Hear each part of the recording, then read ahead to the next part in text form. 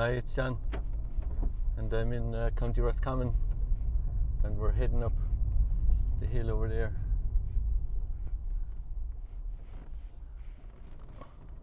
Kiltullagh ceacht.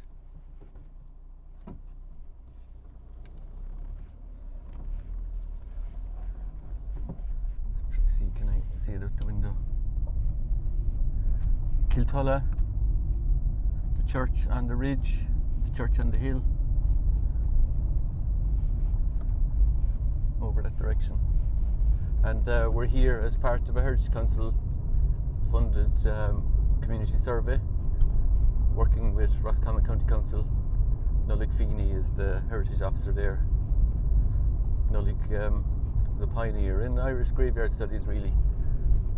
Am I supposed to go down there? I think I've gone last.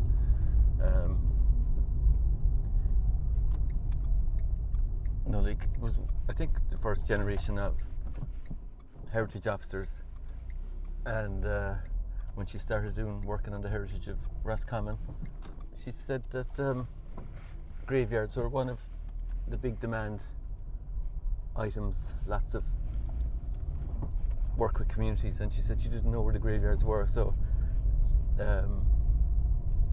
she did an early mapping project, and it's online now. If you go to the Roscommon County Council website, you'll see that they've mapped all their known registered graveyards under their stewardship anyway.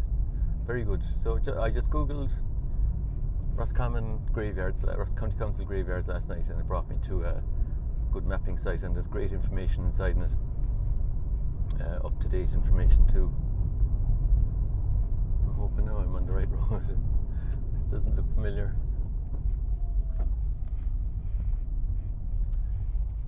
On the road, kitten. No, shoot, I'm going wrong.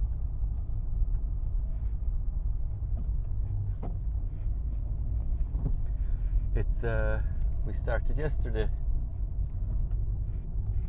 and we got 150 numbers out.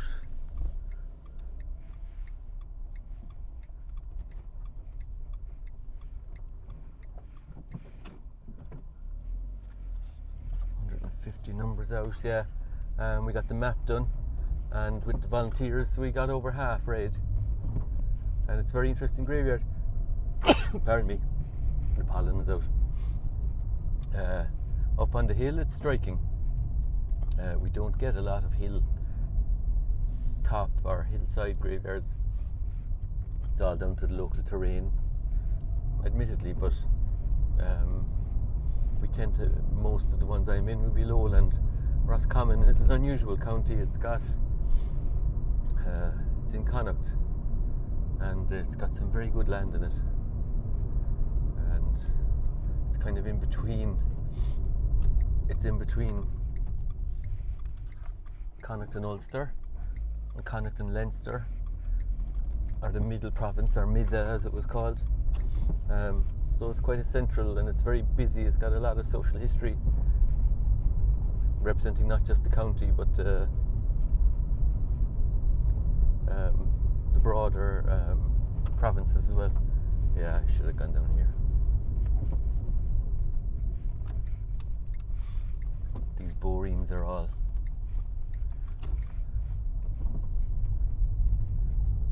that's it, they're quite a good age, really.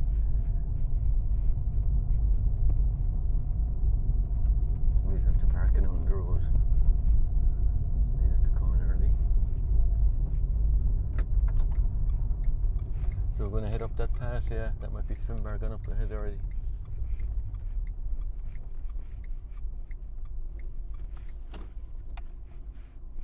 They've resurfaced the road, or the boreen in.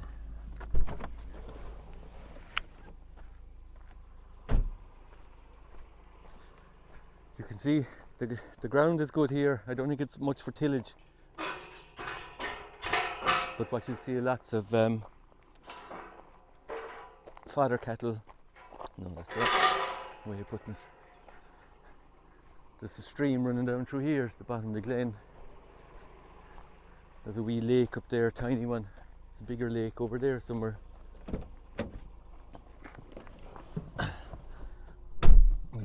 wee bit and then pull out the gate.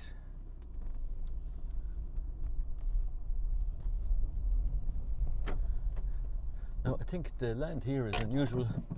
Nollaig was saying yesterday that it's held in it's a common land, commons, which we do get in pockets in the uplands in Ireland.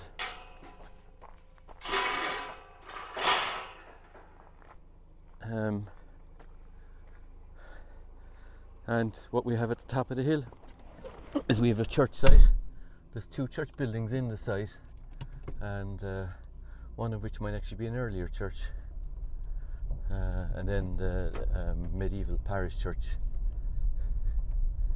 which has got some interesting things going on. It's been boxed off as a rectangular graveyard enclosure in the 19th century, I'd say, and because it's up on top of the hill, I'd say there's bedrock quite shallow.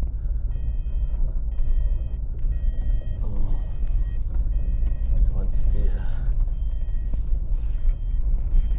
seatbelt on.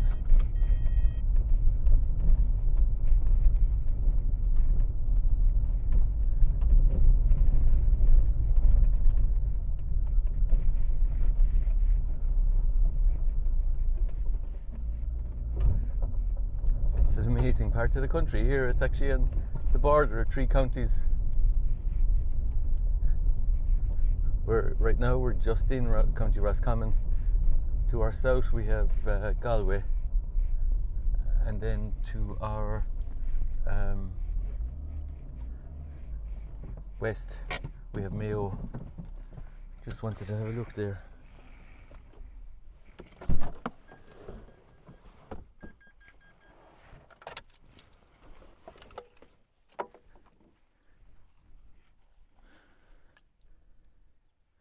Great view from the top of the hill. I'll do a walk around the site in a wee while, but for now I just wanted to record the drive up. John again, and we're just done on the second day of the survey. The team just headed off. Newell is gone now. I'm just going to walk around the graveyard. We're up on a hill, the ridge, I think is Tulla, isn't it? And you can see it's rolling countryside here, this part of Roscommon. I think we're looking south towards Galway, but it's a beautiful graveyard. It's up on a hill, and I think there's a local, they're making a film locally about it. It's called Church on the Hill, so I look forward to seeing that. And they had a mass in the graveyard June by Caldy weekend, I think, so they cut a lot of grass, and big turnout, over 100 people all here for mass. I think Father Farrer from Ballyhonus came out and set up the altar there and said mass. So it's nice to picture just the life that's going on in these places. When I came up here yesterday and I arrived out, there was a hare just down here below us, and then behind me then there was larks in the air. So between the hare on the ground and larks in the air, really beautiful. All those little ridges out there in the field are potential archaeological field boundaries, field systems. There's a site up on the crest of the hill that has standing stones on them. So a lot of archaeology up here. The land isn't industrially farmed, so there's beautiful summer meadows there farming. So it's really, it's got a lovely feeling to it. So I'm just trying to get my head around the graveyard now. What did we see? What makes this place different to the other places? And one of the key elements is that they have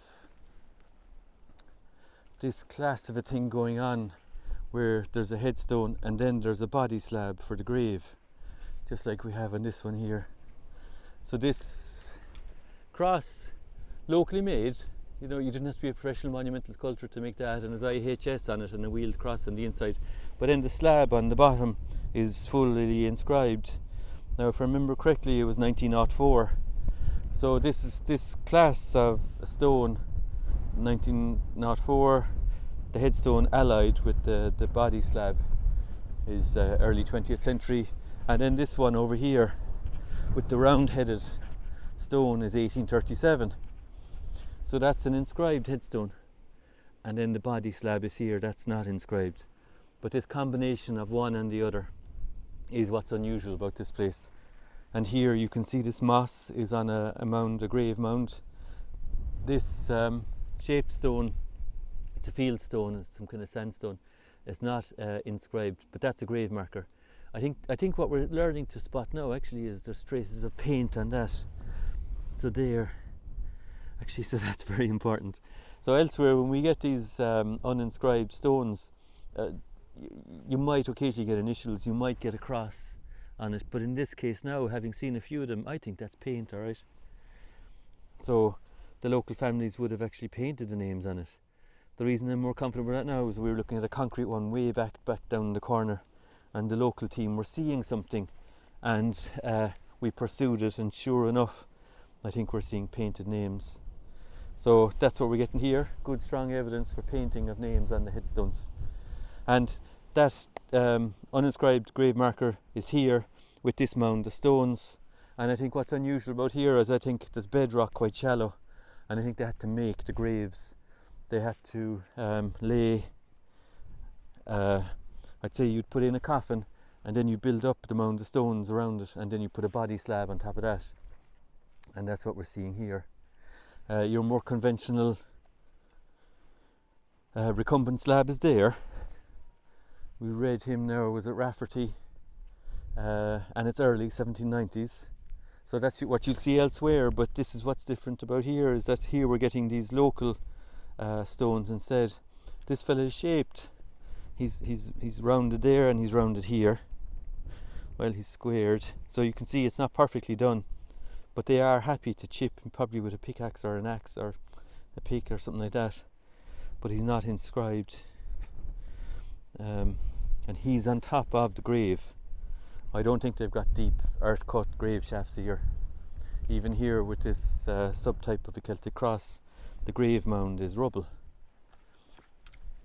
So they're building up the ground to make a grave. This here now, grave slabs, body slabs, and the grave is underneath. Conventional table tomb there, and then two of these uninscribed headstones with body slabs then below those on a mound. So you can see the kind of rubble mound there, limestone in that case with, yeah, it's limestone on top. And this one here, the one leaning over, we read him and he was 1790s. Now I'm not sure, is he a broken headstone? He is broken at the top. How will you there? So that's interesting. But this is a mound with a body stone, that's a mound with a body stone, and they both have plain headstones. This one here then is unusual. Why is it unusual? It's beautiful limestone. I'd say it was covered by vegetation, and that's been cleaned off, and that's why it looks so clean. But it's O'Regan, and one of the O'Regans was the Bishop of Chicago. And it's written down here now somewhere. There, Bishop and Chicago. So I'm to talk to a local historian who knows about this this bishop. So that's there. So flat slabs on a made grave, and the dates we're getting for them are very early 20th century, mid 19th century. And then it looks like a lot of the upright headstones here then are 20th century. And talking to Maureen, one of the local women, she's saying what happened is new cemeteries were opening around the county throughout the 20th century, and further over in Clonfad, the cemetery was later opening there, maybe in the 1960s, and until that opened then, people continued to be buried up here. So I think there's a burial down there from the 1990s, but otherwise you're looking at throughout the 20th century and the late 19th century. The people always ask what's the oldest headstone you found in the graveyard, and this one here is the second oldest, 1747 I think. It's round headed, it's good small tidy shape, and it's carved in relief, so the lettering pray for, it's broken here, but right down at the bottom, can I see that? 1747, yeah. Now, it's no coincidence that it's quite close to the door. So early headstones south of the church, and they want to be close to the door. So he's there 1747, and then the other name, the name on that one actually was John Finn. The other early one then is over here, and this is a pattern we're seeing all over the country.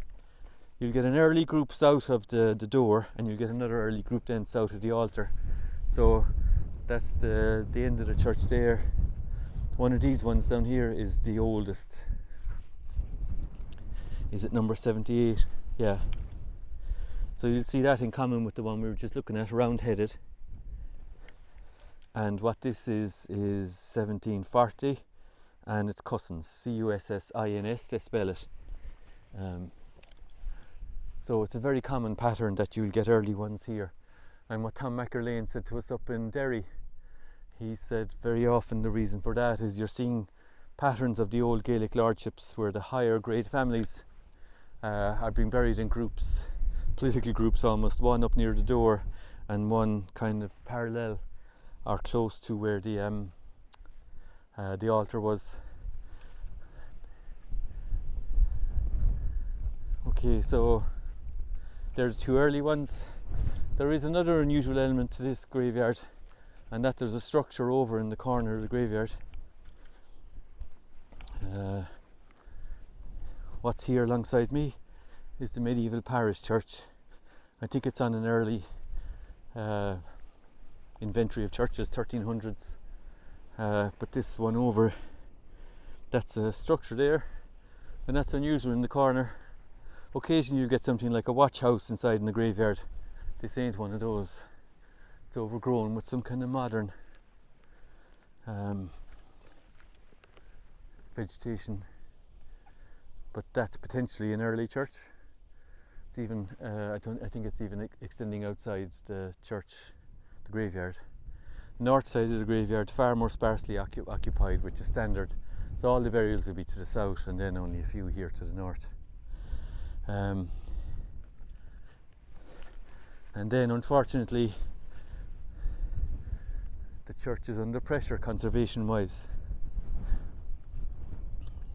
You can see the wall has collapsed here extensively, and then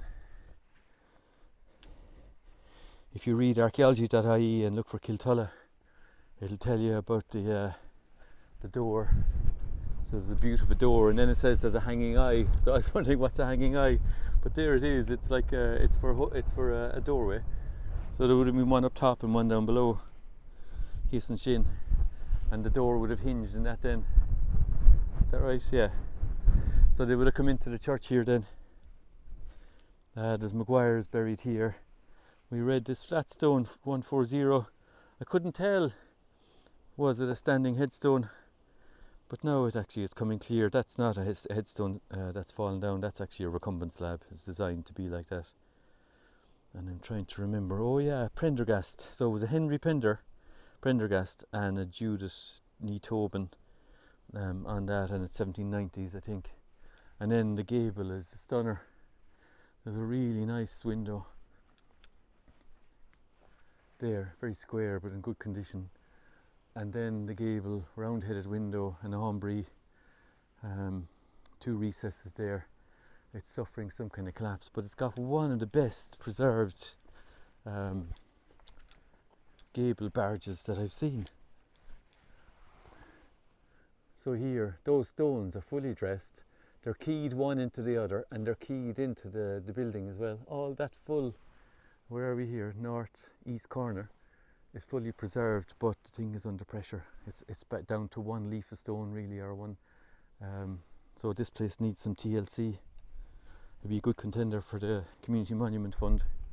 And the reason I'm interested in the barge stones up there is because we were spotting them in the graveyard. Here's one that's been used as a grave marker, and we were particularly interested in the chamfer on it. Am I showing the chamfer there? No, I'm not. So there's the chamfer. And we'd seen that in a graveyard in Kildare last week, and I said I know that's shaped stone but I didn't know what it would come out of. And I think now, having seen this here, a strong contender that there's one over there and there's one over here that I think are all barred stones from this side of the church.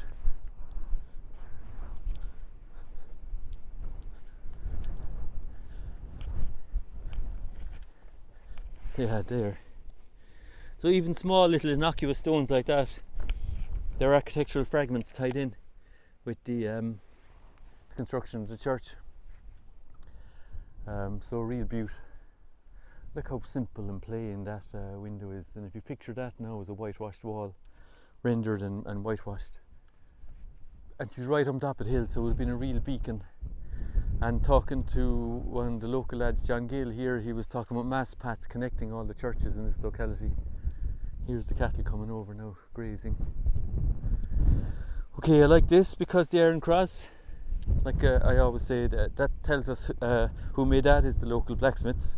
So I think John said that Quinns, there was 2 blacksmiths, one of them was Quinns, I can't remember the other one. And then we'll come down here. Now I want to go down here for 2 reasons. It's rough ground, it's uneven ground. That's the way graveyards should be, you know. We can't go evening them off and making them. It would be nice to get a path in, alright, that is a bit safer. And I just want to show this.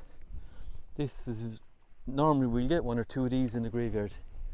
A simple plain cross, and it ties in with the ones I was looking at above. But look at that now, there's nothing carved on it. Sometimes you get an IHS, sometimes you'll just get a plain cross, but the decoration there isn't any, but what you're getting is the lichen. So all those greys are lichens. I like lichens, I think they're important, and they give us, it's evidence for something, the age of that. Like if you look at that as an archaeologist saying, oh Janie, could I push that back to medieval times? You always have to allow for it, but there's so many of them here. There's one up there, there's one up there. They're not perfect crosses, and they're very much done locally, and the feeling I get for these is that they're 19th century. But when you look at the lichen on the one I was just showing, and this one, 127, there's bits of white lichen on, or a bit of the creamy lichen on him up top, but not an awful lot. IHS is on that, so he's more formally done. But in this one that's ex situ, it's back again the wall. Look at that. So the arms aren't perfect, it's not your perfect cross, so that to me looks like a vernacular, a local type thing. But look at the lichen that's on that. Like fully half of that is covered in lichen. And it's much thicker than the other ones. So I'm wondering if that's evidence that this stone, if they're 19th century, I'm wondering if this is evidence that that stone is older than that. I don't know how far back to push it. There's the cattle grazing inside, in the best of land, and the swallows feeding and the flies around the cattle. And then you can't get it, but there's roses, there's a memorial rose planted here, and those beautiful roses. You can smell it here now, it's gorgeous. Down in this little corner.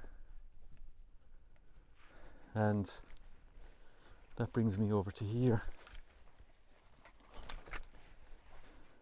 The ground is rough, I mean you don't want to come in here if you're unfit. These 2 were a pair, I think, made by local builders, the statue of Christ into the cement Celtic cross, and that recess there normally indicates that there would have been a plaque set into that, but there's no broken plaques on the ground. So when we were looking at it, the community were going, can they see letters? And this is the one I'm looking at that I think potentially we're seeing. You see a sort of a 9 there. I think whatever that is, it should be a name and a date, but I think that's what paint looks like on a stone when it's wearing off.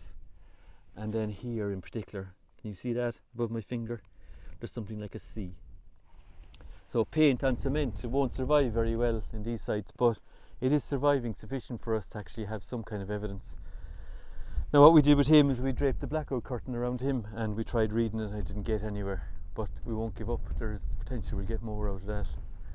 But you can see that vernacular using local slabs that we have down there, and this is the next form of that then, where a local family knows how to use cement and has a mould for making a Celtic cross type stone. Very much locally based. And then we also have these like gorgeous late 19th century, he's got the pediment on top, but the cross on top is crucial, like that tall one there with the cross on top, that one there that's leaning with the cross on top. It's all about the cross, it's all about the crucifixion and the saving of our souls. I think that's what comes across on these, and they're beautifully preserved. And then one of the ladies today, Nollaig, came in and she was looking for the Heenahans, and we think this turned out to be her stone.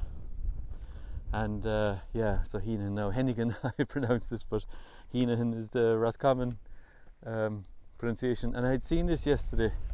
So it's limestone, and then it has a very exotic marble affixed, and then Heenahan and the name on the bottom. But not only that, the surface of the grave floor is a white quartz in a kind of a cement mix. So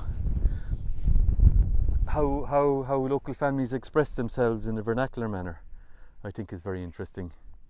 Like it's just your standard limestone border, but he used the quartz cement to make his base and his founds, and then his base as well. To my mind, that's a closed grave. In fact, now I notice Nuala left the little candle on the grave there for her family. It's her great grandparents, I think. So I think that's nicely done.